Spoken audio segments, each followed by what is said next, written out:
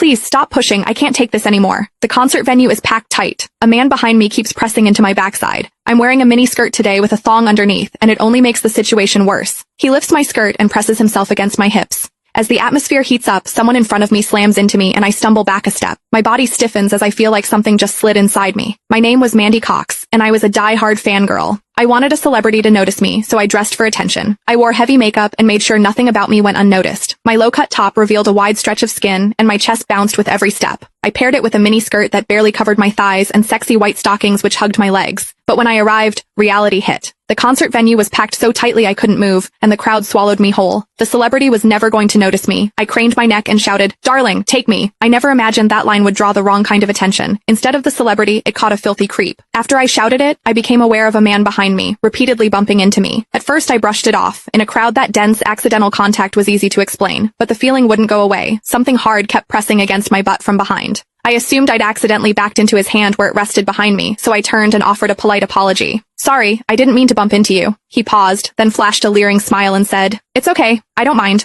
When I turned back toward the stage, I felt him press against me again, more deliberate than before. I kept my attention on the celebrity on stage and shut him out. The man became increasingly brazen, pulling up my skirt and pressing close against my backside. I had only a thong on underneath, which left my butt exposed. I felt his touch directly against my skin and assumed it was his finger. Only then did I realize something was wrong. The pressure was warm and solid in a way a finger could never be. My mind lurched as the truth hit me. In the 20 years of my life, this was the first time a man had ever molested me. Fear surged through me, sharp and overwhelming, and my body reacted with an instinct to flee. But there was no way to move. The concert floor was packed wall to wall, leaving me stuck where I stood. I drew myself tight, bracing as if tension alone could keep the fear out. As I did, my hips closed around the man's so-called finger, trapping it between my cheeks. An unfamiliar sensation followed, and warmth rose to my face. What confused me was that I didn't recoil from it. There was a muted comfort to it, and against my will, it sparked a faint sense of expectation. The man behind me seemed to take it as a signal. He moved in closer, repeating the motion until the intrusion was unmistakable. I had lived a sheltered life as a college student, and now I was being toyed with by a stranger while surrounded by people. Shame surged within me without warning. I felt the urge to sob, but my throat closed and my voice deserted me. Worse still, the pressure forced my thong inward and sent a restless, prickling discomfort through my body that wouldn't fade.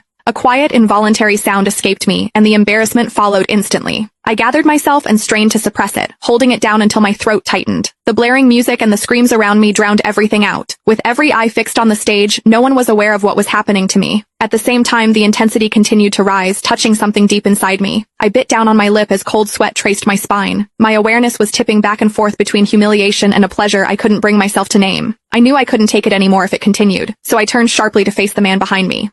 Click the link in my bio to get the full story for free.